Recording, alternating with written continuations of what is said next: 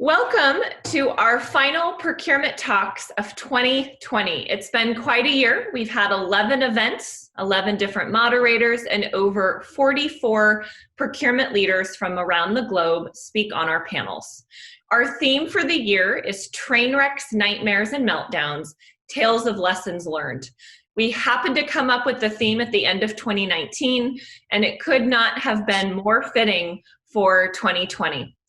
Our goal with our Procurement Talk series is to bring procurement leaders together to share the crazy experiences, challenges, not so pretty things that they've experienced to help us all learn from their mistakes and experiences so we don't necessarily make their mistakes, but also to ask questions and to learn.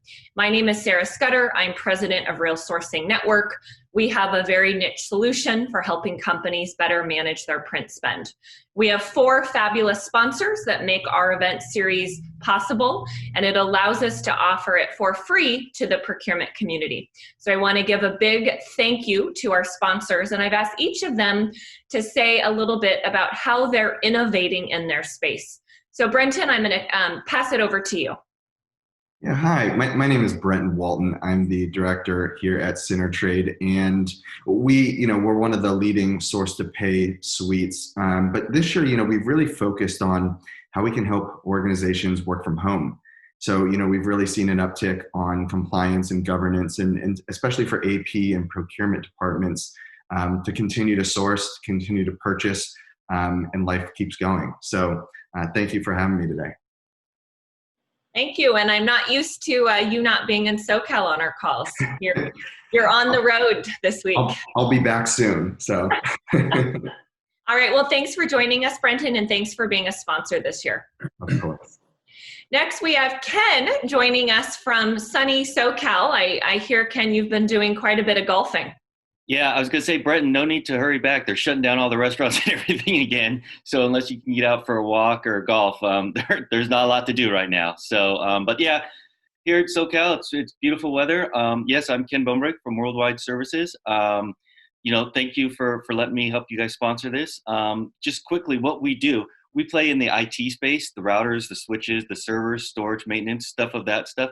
Anything that's helping you run your network, we actually can eliminate cost rather quickly, sometimes up to 50%, by just looking at different solutions that we may have, whether it be some asset recovery solutions, some maintenance solutions on end of life or end of service type equipment, or just buying your surplus equipment that you have in your network as you want to refresh and get newer with the OEMs. Hey, it's got to go somewhere. So that's where we kind of help out.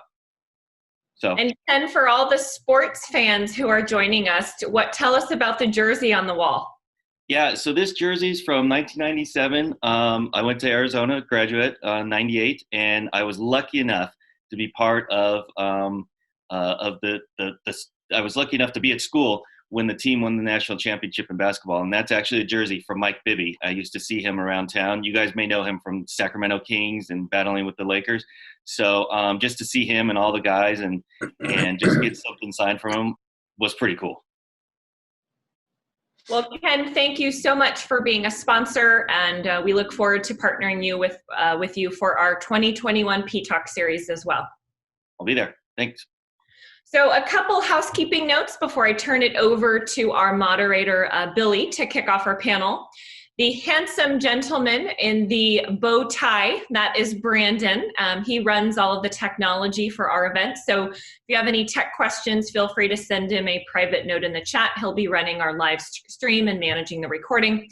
You may see a couple polls pop up throughout the event. So feel free to give feedback and answer those. Billy will make sure that you have a couple minutes to answer the poll questions as they come up, and then go over the responses as well. At the bottom, we have 2 functions. We have a chat function and we have a Q&A. So feel free to engage and interact in the chat function. If you do have questions, please ask them throughout. We want this to be as engaging as possible throughout the hour. Please put your questions in the Q&A, and Billy and Brandon will manage those as they come in. So with that, I want to introduce our moderator. So Billy and I were connected, I think it was last year, and we've become friends this year. So I was really excited to have him moderate our final panel of the year. A couple fun facts about Billy. I'm not a big fan of long, boring bios, so I always try to include some fun facts. So he is a huge comic book collector, and you can see behind him lots and lots of boxes. Billy, show us. So all of these are comic. So he has more comic books than anyone I know. He loves to restore old cars. We won't have time for show and tell today, but he has some really, really cool cars that he has and that he's worked on.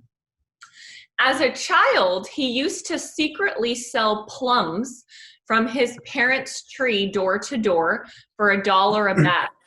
He got busted by a neighbor who knocked on his parents' door and asked if Billy was selling their plums again. And he acts like he's 5'1", but he's actually 6'3". So I call him a gentle giant. And I have to say, I'm really tall. I'm 6 feet tall. So it's nice to have someone who's actually taller than me as well. So Billy, with that, I'm going to pass it off to you to kick off our panel. Thank you very much, and welcome to everyone that's listening in. I hope we get some good questions from all you folks in the audience. We have 4 great panelists that I'll be moderating, and I'll give them an opportunity to introduce themselves very short. You've heard a little bit about me. You could always find me on LinkedIn, as I encourage you to do. You'll see my background and all of the interesting things that I'm involved in. So let's kick this off with Quave. Quave, why don't you just give a quick introduction, and then I'm going to start with just jumping in with the first question. Okay.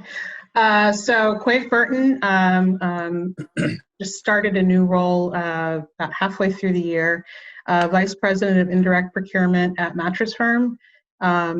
Busy, having a great time, have been doing indirect procurement for a long time, and I'm happy to be here. Thank you. So Quave, indirect procurement, I think, I'm certainly a 30-year veteran of indirect procurement. Many of us on the call are indirect. There's some that are on the direct side. And, as we go through and we're talking about train wrecks and nightmares, or I like to say the good, the bad, and the ugly, sometimes what we do when we're sourcing, we dip our toes a little bit in on the direct side. So when can you explain sort of an engagement that you had that was really indirect, but then you had to partner with some folks on the direct side, and what happened? Yeah, so early, or maybe 10 years ago, I was at Payless Shoe Source. So there's a very clear stuff that gets sold to customers and stuff that's back of house. We were trying to work with changes that were happening in California with legislation related to recycled bags, plastic bags. So we came up with, working with our supplier partner with a very lovely recycled content bag that could actually, you could use often. And so we worked with marketing, came up with a really nice design, got it all ready, and then the merchants found out that this was actually a bag that was going to be sold, and they were like, we don't have a SKU for this. And I didn't need a SKU because normally it was in the back of house, just a plastic bag that you give away. And so kind of figuring out, okay, how do we handle the different logistics on the direct side?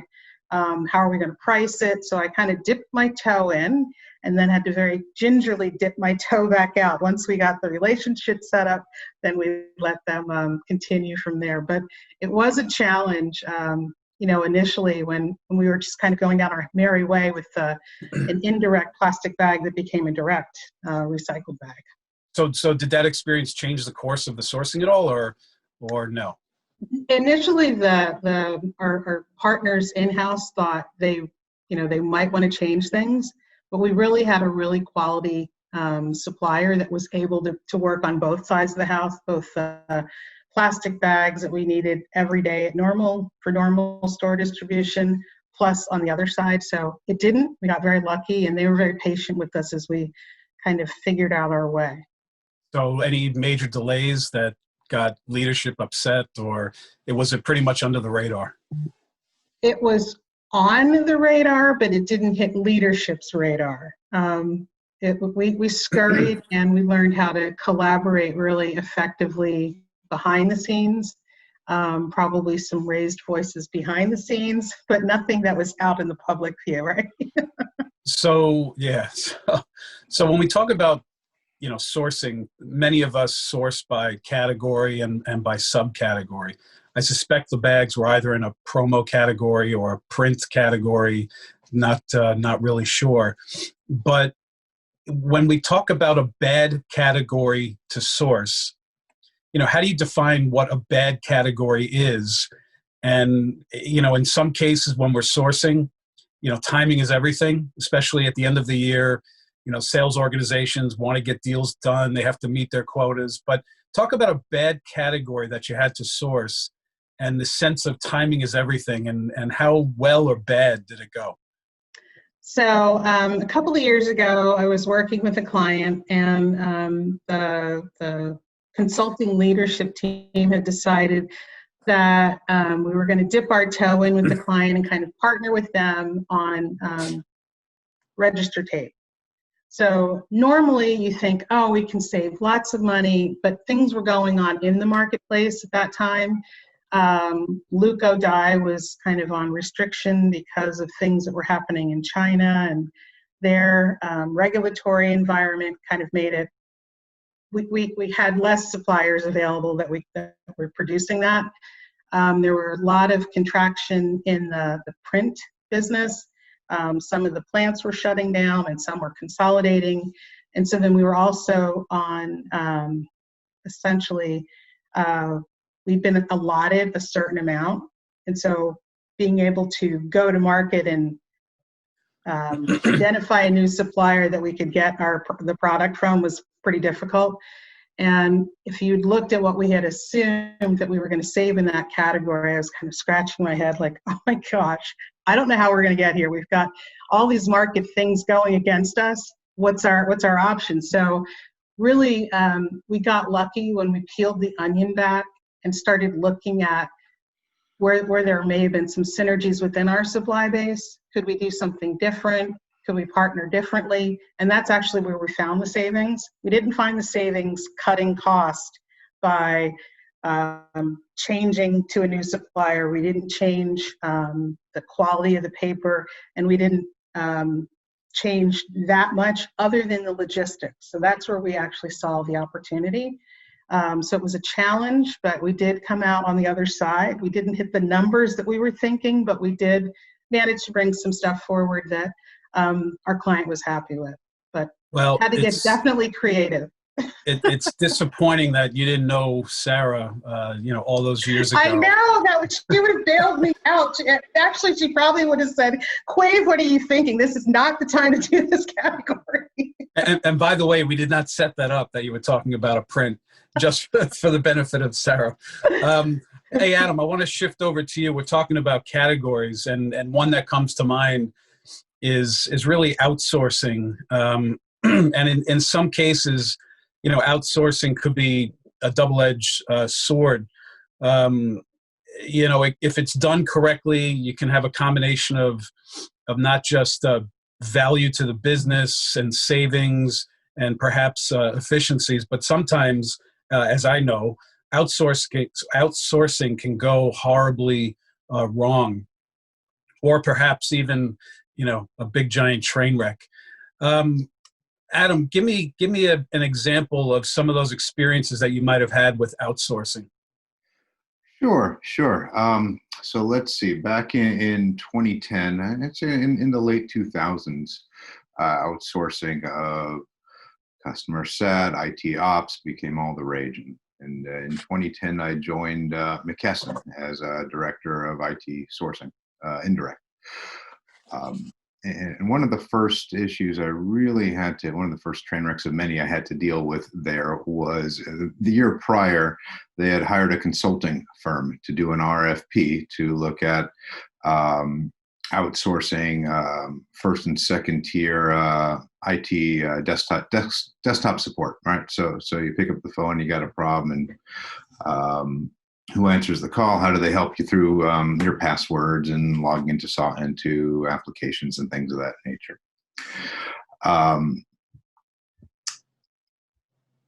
And this thing was SLAs were not being met. People were getting upset. People were getting locked out of their computers, and all those things that we're now used to having resolved in 3 to 5 minutes were not. This contract basically was not working, and that was for the employees. There was, but executives had no problem because there was a whole separate tier of SLAs and dedicated people to deal with the executives. Now, what had happened was this was really McKesson's first go at outsourcing, and so the company as a whole did not have the understanding of what it meant to have to outsource functions and resources. And the consulting firm that went out and did the RFP, they brought back 2 options. They brought back one supplier who was saying, okay, let's go 95% offshore, 5% onshore. We can do a big bang hit. It'll save a lot of money. We can implement this real quickly.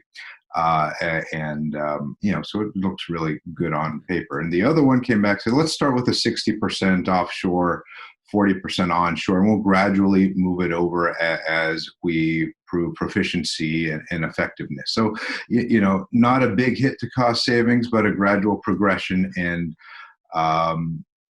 for some reason, the company decided to go with the big hit to move everything offshore all at once. Which in a company like McKesson, which is a very old school company, 100 years old and very set in their ways, making transitions like this in IT and systems and ops, they were not very familiar with this. So almost immediately after flipping the switch on the turning on outsourcing deal, there were some significant issues, and McKesson was getting upset and pointing fingers, and the supplier was like, well, this is the number of resources you signed up for, and you didn't give us the right metrics that we were supposed to base things on, and people were pointing fingers. And so what I had to do here was bring everybody to the table and have a little kumbaya meeting and tell each side, get each side to agree on an immediate, how do we stop the bleeding, right? And to get McKesson to pony up some more money, the supplier to pony up some more resources, so at least we can hit the performance SLAs that we needed to and keep business working. And then once that was happening for a period of time, we could revisit the contract and fix things in there. Got everybody to agree on that, and so. And then I was able to get the consulting firm to pay for most of that, which was really nice. That's good. Because we can go back and see where they kind of finagled some things in their analytics and scope. Long story short, I was able to fix it, right side, get it back on track, and then we negotiated an early out of the contract and went with the other supplier that didn't get it at the end of the first year. Yeah, I know. I know McKesson as a big DME supplier. First thing I don't think of for McKesson is a IT savvy organization, but except for their online ordering and claims management, and that's pretty complex. But yeah, okay, great story. So we're talking about a specific example of a supplier. Dave, I want to jump over to you. I'm thinking of other awkward situations that you might have had with a particular supplier. Sure. One particular one comes to mind. Fairly early in my career, we had just a fairly successful food business located in the greater New York City area, and we had just been acquired by a much more successful, larger, different entity. And then they went and acquired another very successful food company, and we went about putting them together. And I was managing packaging at the time, and part of that was the transition of packaging in a kind of synergistic mode with a counterpart in the newly acquired company. So we, as you might imagine, being a CPG company, everything had some form of packaging in it, and I was particularly focused on paperboard packaging. That's a folding carton type packaging. So we were pragmatically going through the synergies and understanding the opportunities and making sure nothing fell through the cracks. And in the middle of all that, we acquired a smaller but highly successful innovative company in kind of the interesting beverage space. I won't mention the name, so I will be embarrassed by what happened. But so somewhere along the way, as we were compartmentalizing and dividing and conquering opportunities and responsibilities, this particular piece of packaging did fall through the cracks. So whereas I thought my counterpart in Chicago had it, he thought his counterpart in New York had it, and sadly, no one had it. Well, this particular litho-laminated beef food folding carton, which was the secondary packaging for this beverage, was near, dear, and powerful in terms of the marketing proposition and single source. Well, the way the revelation came to pass was apparently the president of the newly acquired beverage division called the senior VP of purchasing, and I got an unpleasant visit that basically said, "Dave, fix this or else." Oh. In the New York area, they tend to be direct, so I had no doubt about the clarity of the situation or the consequences. So I quickly had to scramble into a get this done quickly mode, and we're all survivalists in purchasing, and this is a lesson in survival and accountability. But I was able to resurrect the situation. I was able to gain some leverage over the rather bold and fully knowledgeable and happy to use their leverage time. Also able to come across another supplier who was able to quickly come up to qualification. So the net result is we went from disaster to putting in place a better agreement on all aspects of the value proposition with the current supplier, while also qualifying another supplier that gave us the opportunity to introduce not only competition, but supply security. And I was able to, in the long run and short run, maintain my job. So many a lesson learned going through what I described in a quick 5 minutes was a several month long, arduous, scary situation for a young purchasing manager. And that lesson is one I'll never forget. So talk about a lesson learned. And I guess the lesson learned is complete and utter alignment between procurement teams, and don't assume that someone knows anything on, in another division or another business unit, right? So absolutely. And, grab the ball by the horns, be proactive, and go get it. And don't wait for somebody else to do it, because waiting can be dangerous. Yeah, and I'm broadcasting from Long Island, New York, so I get the New York City attitude. My whole career has been in the New York metro area, so I get it, and it works as long as you do it with a smile, right? Absolutely. I was quickly able to grab the dire nature of my situation as the senior VP left with a slight chuckle in his breath, and I'm like, okay, this I may not be here next week if I don't get going. Luckily, it worked out okay. Yeah. Hey, Elissa, let me throw it over to you. Just in terms of different situations, like we just heard, is there a situation that you can think of top of mind that you would have done completely differently? And maybe it's around alignment or maybe not, but would love to get an example from you of what you think you could have done differently. Yeah, so quickly about myself, Elissa Ouyang. I'm the CPO for California Water Service Group. I was born and raised in China, came here when I was in my 20s. As you can tell, I'm from China. And one fun fact about me is after I came here, I didn't know how to order food from restaurants. So my brother, who has been here for a while, gave me something on a napkin and say, just read that to McDonald's people, and then you should be able to get food. And then it says Big Mac, French fry, and Coke. So I went to McDonald's and read that to the person at the counter. Of course, I got the food. So I'm like, great, I'm gonna do that over and over again. So I did that for a whole month. So for a whole month, I was eating Big Macs every day. And so I was so sick and tired of that. Even today, I can't eat one more Big Mac myself. So that's the fun story about me. In terms of something that we could have done differently, yeah, there's a story that happened to me that I can think of after I became a CPO.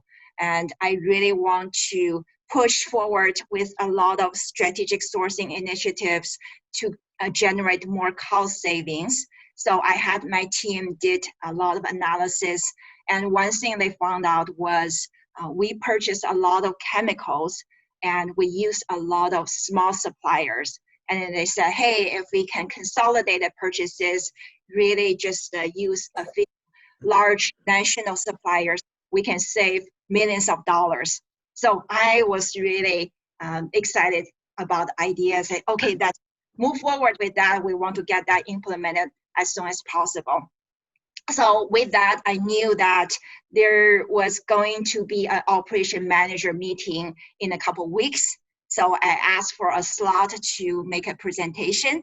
And then I used the next several days to put together a really nice PowerPoint with all the cost saving data. And I was sure that once I share that with everybody, everybody is gonna be really excited and say, hey, let's move forward with that. Okay, so that day came, I walked in the room, there were about like 40 operation managers there, and I did my presentation, shared the cost saving data, and then I looked around the room, no one was excited.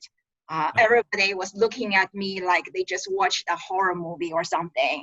And so finally, one of the director of operations spoke up, and he asked me, hey, if you're gonna get rid of all these small suppliers, what is your transition plan? So I was like, well, I don't have a transition plan yet. I will negotiate the large contracts and then I'll figure out a transition plan. So he wasn't very happy about my answer. He was like, I think you need to have a transition plan before you negotiate the large contracts. And he's like, let's talk offline. Stop my office tomorrow. Okay, so the next day I stopped by his office, and he just looked at me really strangely. He's like, were you trying to give a surprise party yesterday? What happened to you? It's like, in the past, if you have this kind of strategic sourcing initiative, you always talk to us first, get our perspective, and jointly we can brainstorm about ideas, and then we can, push forward those initiatives. And I was like, I really screwed up this time. I was so focused about pushing forward my agenda, pushing forward all these cost-saving opportunities. I really missed a lot of groundwork working with operations, hearing their perspectives, and jointly we can develop certain solutions. So it turned out for chemical purchases, not only the price is very different, but how to safely deliver the chemicals to each site is very different. It's very important. And the reason that we use a lot of local suppliers is because they really know our delivery sites, and then they can ensure the safe delivery. So not knowing that, I basically just say, hey, let's change suppliers, but it's going to take a long time for the new suppliers to get the site-specific knowledge. And if we don't have a good transition plan, then there's going to be likely disruption on our operations. That's probably why all the operation managers looked at me like, this is a horror movie. So that was a lessons learned. Really, when you push out a strategic sourcing initiative, get your stakeholders engaged from the get-go. Don't get involved, them involved at a later stage. Don't just focus on, sharing this big idea code. Really need to get them warmed up to understand what you're trying to do, and really, for me, really understand what they need. So this way we can align our objectives, and eventually the outcome would be good. Yeah, and if you had aligned early on, you probably would have had some folks who would actually be cheerleaders for your solution, and the dialogue would have been much different. Exactly.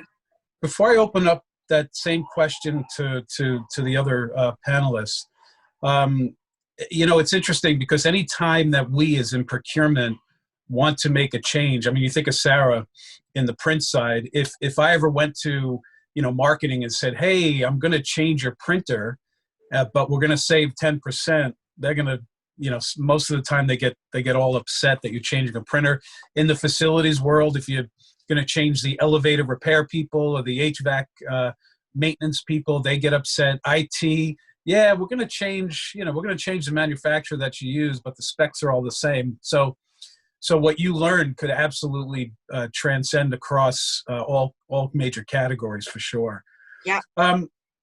Let me open up that question to Quave, Adam, and Dave. Think of either a sourcing experience or a presentation that you put together that in hindsight you probably could have done things a little bit differently. I can think of one. It was, again, back in my early days in retail. I had just joined Payless. I was working, putting together what I thought with a outside consultant group, but what we thought was the opportunity for strategic sourcing in the indirect side. Went group by group. Similar to Elissa, we hadn't really done a really good job of socializing that ahead of time. And at one point we were talking about one category, and let's say that the spend was 90 million, and we're like, we can take 10% out, and we got this look of what? And it took me a year spending time with that division, not like helping them save money, helping them source items, but not actually taking any credit for it, to start, not to get all the way, but to start to build back some of that lost goodwill. Because again, not collaborating and having those conversations, and they were concerned when we said, oh, we can take 10% out. Finance is sitting there, counting the coins, and they were like, Quave, seriously, you can't do that. I very much had my consultant hat, not my partner, leading a team hat kind of mentality. So it was a growth for me. It was growth for them. We did get over it. We did identify the 10%, but they were able to figure out how they wanted to work with finance to either repurpose the dollars or give some back to the company. Yeah. Anyone else have anything to add? I had a similar experience, although a little different nature. I was in charge of generating synergies amongst a fairly good network of manufacturing plants throughout the country, in this case. And so took on the charge, developed what I really thought was this exciting approach and strategy, and did all my homework, dotted the I's, crossed the T's, and to get out on my whirlwind road tour of all these plants and start to introduce it to the plant manager, because the plant purchasing organization fell under operations. And in order to get these programs accomplished and get some traction behind it, we needed everybody to buy in, and it started with those organizations which had a direct line reporting responsibility to the plant manager. So I thought I had this thing nailed. I was all excited about it. Figured everybody would be coming to me willingly, and I'd be hailed as the champion of the plants, et cetera, et cetera. I arrived in my first manufacturing plant, one of the bigger operations, and I got in front of the plant manager, and about not even a third of the way through my presentation, I realized I was doomed. He wanted nothing to do with me, and I was lucky that he was enabling me to continue and stay in the plant. So I realized right there and then that I was not the savior of all things plant procurement, and probably had to take a different kick at the cat to get collaboration, engender their participation, give them some advanced opportunity to look at things and work with me proactively, put a little credibility on the board, and then not threaten their own organization. So hard lesson learned, but valuable lesson for the future.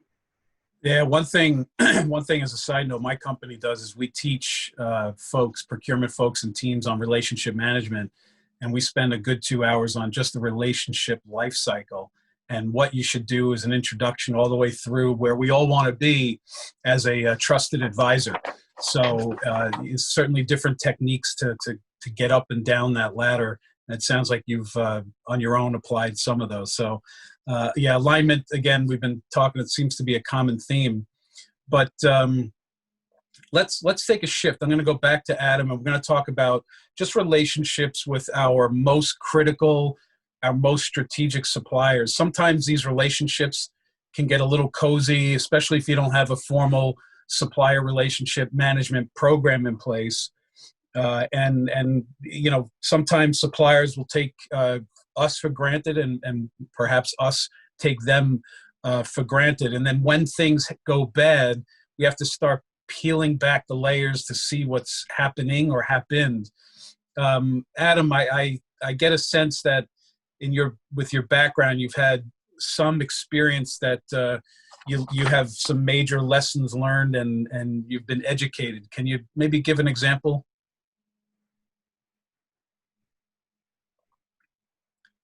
Yeah, there we go. Get off here. Perfect. Yeah, definitely have an example I'd like to share of this. Oh geez, back in the early 2000s, I joined a bank called IndyMac Bank. I'm not sure if you've heard of it, but they were old name for sure. Yeah. They were a groundbreaker, and they also got taken over by the feds, not by my doing. So I was their first head of IT sourcing, or the first part of, or venture into managed sourcing for IT. Prior to me, it was all done by admins and engineers, and a bunch of relationships within the organization, buying what they need. Right? So part of what I was, the first thing you do is you analyze spend, you analyze your suppliers, you look where it's going, you try and figure out, okay, well, are we getting the best pricing for these things? Let's do some RFPs. Let's pick some strategic suppliers. All the fundamental things we do in sourcing. And going through this, I found that we were dealing with a particular supplier that we were, spending really close to retail on for a significant amount of equipment, and deals, big or small, were just defaulting to this supplier, especially for two specific OEMs of product. And I'm like, well, let's go out to market and do a bid. And I got a lot of pushback from one of the VPs. There's like, no, this is the supplier we want to work with. And I said, tell me why. Let's put together a criteria list. We're happy to include them in the RFP. Let's at least do a check in the, let's check the market to make sure, do a benchmark, see where our pricing is, see what other suppliers have to offer as far as value add services. Again, all the basic stuff we do in sourcing. It really got a lot of pushback, but I went through with the exercise anyway. And it turns out we were spending probably 20% more at the item cost than we would have with these other suppliers, just really close to retail. And as I dig, I noticed that there's a significant friendship between the VP and the head of this bar. And as I talk to people there, this has been a long-standing relationship, to the point where I escalated it to an ethics issue, and long story short, that bar was they were close enough where that bar was paying for the VP's child's college education. And so there was a cozy behind the door relationship there that I was able to uncover. And then after that was dealt with, we went back to sourcing as normal. Wow. Yeah. A very interesting situation for sure. In most best practice procurement policies will say no dealing with friends, family, or ex-employees of the business. I guess that one sort of slipped through the cracks. That's amazing. And I remember doing audits of P-card programs back in the day. There were folks paying for flights for their spouses to go overseas. Jewelry was another big one. You see some crazy things when you actually audit the P-card programs and credit cards. Quave, back to you. I mentioned stakeholder lifecycle a second ago. We heard a couple of examples of dealing with stakeholders. Sometimes stakeholders are your extreme partners, where they say, again, trusted advisor, I'm going to do nothing without procurement's involvement. But then all the way on the other end of the spectrum is like, nah, we don't need procurement. I can just do it myself. which turns into a major roadblock. Do you have an example? I'm sure you have many examples, but maybe give us an example of where a stakeholder was a roadblock, and how did you actually handle that situation? Yeah, we were working, we were looking in the MRO space, and I think there were a couple incumbents. It was a large organization, multiple plants everywhere. We were trying to consolidate volume, look for a way to address the program from a centralized perspective, maybe with one supplier that could handle the country. We'd identify what we thought was great savings, brought it back to our project sponsor, and there was yeah, no, that's not going to work. Not for a reason, it was just, no, that's not going to work. So we're like, okay, let's take another crank at the apple. What if we dice it up this way? We could have a couple of suppliers, keep some of your incumbents, but still have a better managed program. No, that's not going to work. So we're like, okay, well, can we get the data? No, we can't get all the data. So then, we kind of huddled and we're like, okay, it can't be no on all grounds. So we took a subset of the data, a small kind of a sample, if you will. We got that information, we went to the plants, validated the information and the usage, consolidated that information, identified incumbents as well as a couple of new suppliers, took that to market, came back and said, so this is the opportunity that we are, looking at. And I want to say it was at least a 10 to 15% savings opportunity. And we only looked at a small piece of it. And we took that and we presented that at one of our updates. And then leadership is like, well, why aren't you looking at the rest of it? And it's like, why aren't we looking at the rest of it? We didn't say that, but what we did say was we wanted to use this as an example, to help build the trust that we're capable in this space and looking for partnership to do more in this space, which kind of opened the door or maybe shoved the door open. And our colleague on the other side of the table said, yes, we're happy to work with these guys. And we did, and we had some success, but it was being able to show that little story of what we could do if we actually applied some sourcing principles, and if we applied to the rest of the category, imagine. So, I was talking to one of my kiddos about some challenge they were having, and I'm like, sometimes if you can't run up the mountain, you run around the mountain. So that's what we did, because or zigzag up the mountain. That's right. Yeah, exactly. Dave, back to you. I know you have also many examples of nightmares. Just give us another quick story on another nightmare that you've encountered.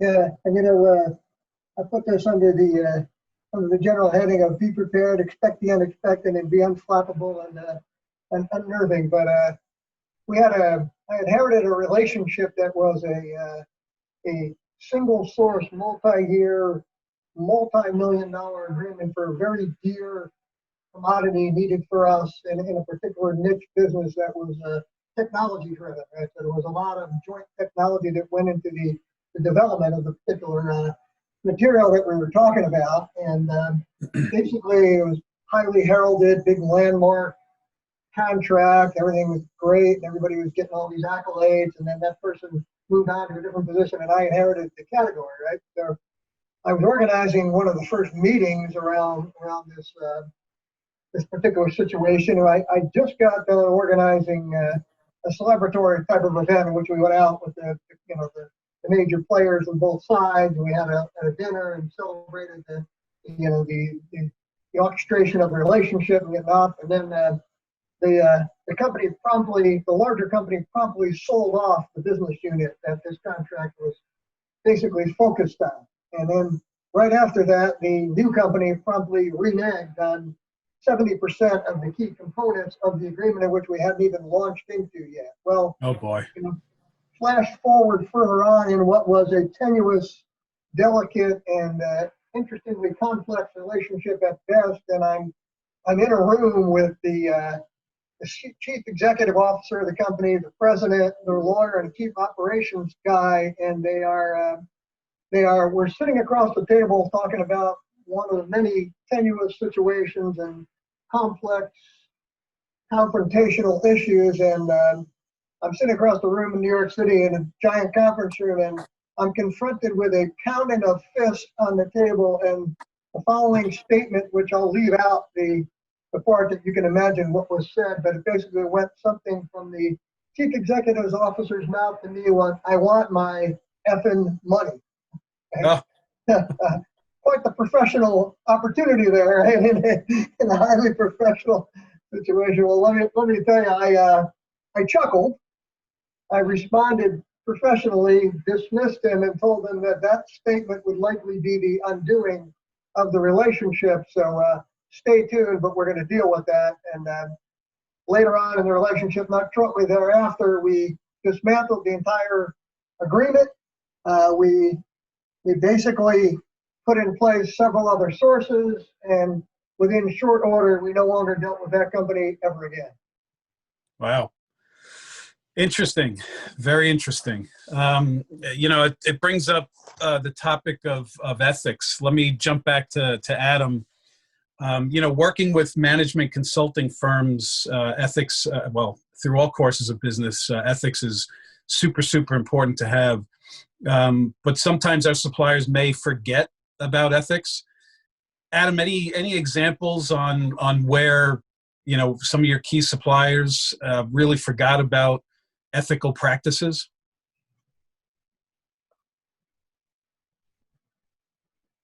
Adam? I'm on mute again. There we go. Sorry. So definitely have an example here. I'll try and keep this one short as it can get kind of complex. But also at McKesson, wow, a lot of fun stuff happened at McKesson. The procurement ops organization was pretty antiquated, and those are the folks that issue POs and do everything in the system there. The manager over, or the executive over that group, left, and so senior management decided to hire a consulting firm to manage procurement ops and to overhaul it, which was very interesting. Because you really can't have a internal operation run by a consultancy.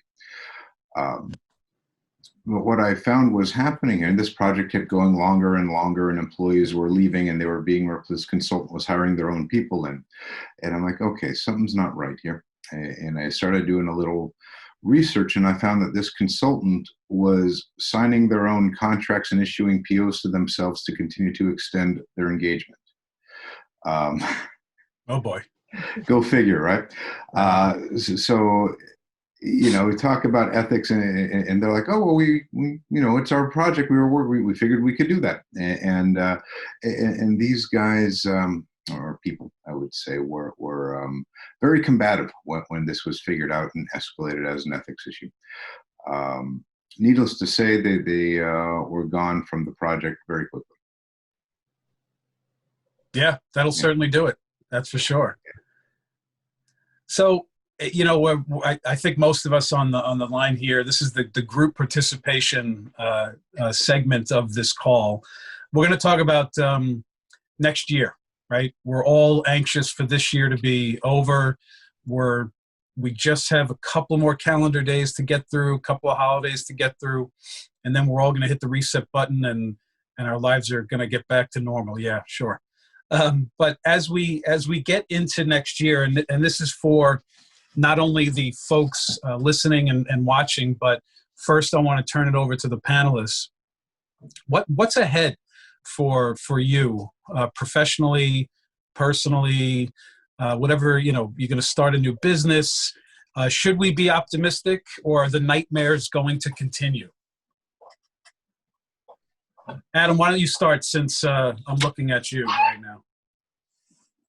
Sure. So, how long is this going to continue? I think this really depends on what sector you're in. If you work for a technology company, you're probably going to have a lot more leniency as far as working remote, staying home, alternative workspaces. I know people in biotech that are already being asked to come into the office, or getting pressure from executives to do that. It's going to be different. I think, we've learned how to use tools a lot more to manage the remote environment, but there's something about being in the office or having that community that we've, especially as hard as we work, part of the reason why we work so hard is because we work with amazing people. And when we're not there, pardon me, interacting with them, it kind of makes this mundane and drag on. I also think that there's a bit of burnout.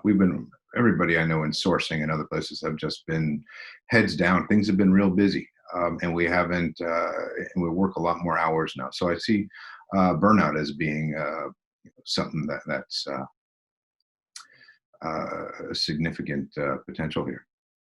Yeah, the burnout topic is interesting because normally, we would have distractions during the day, whether they're pantries or, company outings after work or during work, volunteer abilities, developed through HR or other departments. But a lot of that has gone by the wayside. But it is important for all of us to really continue to do what we enjoy to do. I think personally, as the optimist, I think now is a great time. We do work more hours being at home, but I think there can also be an opportunity for folks, if they can carve out a couple hours a week, to maybe start a new business, get the entrepreneur in all of us out and really create this network. Everyone that's on this particular session here, let's all connect.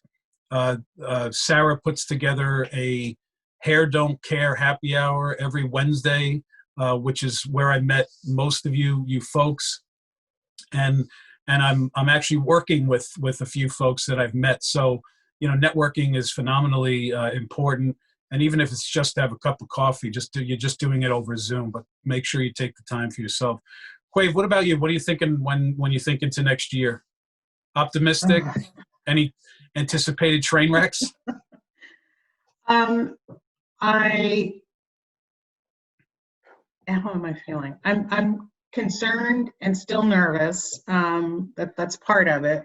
But I'm also seeing that people will probably start traveling a little bit, which is, again, another reason to be concerned and nervous, because then with duty of care, making sure we know where people are and that we can get them back if there's like another outbreak or something. I think this has prompted us all to be more aware and being able to react, or being able to quickly react. I think we've gotten better at it, putting the tools in place to be able to react more quickly.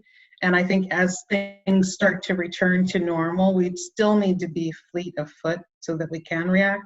So I think people will start traveling, but I think and they will start probably going back into the office. But on the other side of that, there might be some of that, how do we shift and not everybody go back all at once? So there might be I don't know if anybody has kids here, but they have the alt days where, Monday, Wednesday, Friday, this group goes in, and then there's, clean day, and then however they're doing it.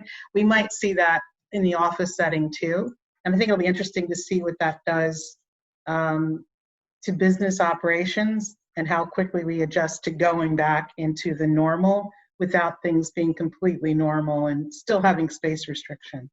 Yeah, and Quave, it's certainly affecting our children probably worse than us. The social impact of not being able to just go to the movies or go to your friend's house for sleepovers or whatever they're doing. My daughter's go to the mall. I mean, we're the big go to the mall generation. Who goes to the mall now? I'm like, oh. Well, and unfortunately, the malls by me are half empty. The businesses are going out very quickly. But Elissa, how about you? I mean, what do you see happening into next year? And are you anticipating any further nightmares? Not so much nightmare, but one thing that we want to continue working on is our supplier diversity program.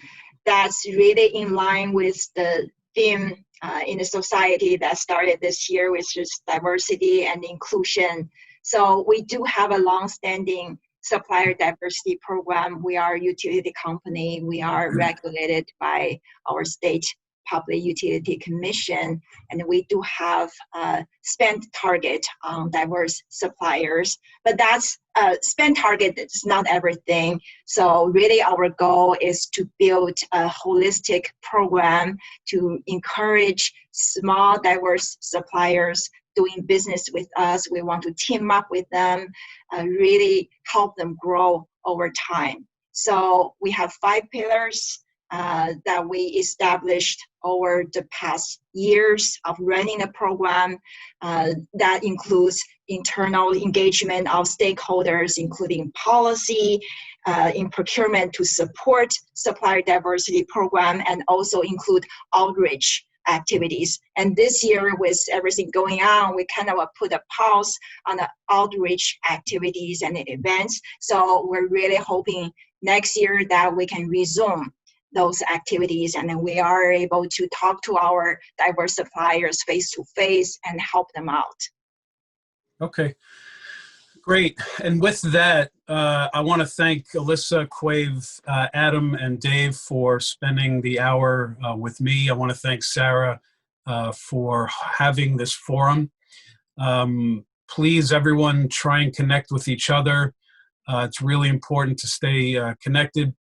And again, one more time, I want to just go around and a couple of you didn't introduce yourself, but I want the folks on the session to know who you are. I'll start. Bill Hatzi-Christos, founder of SourceNow.pro. You can go to our website and you'll see exactly what services we offer. I'm always happy to take a phone call and help anyone on these sessions work out a problem or just let you know what I have done in my past. Let's go back to the panelists. Just a quick intro so everyone knows who you are.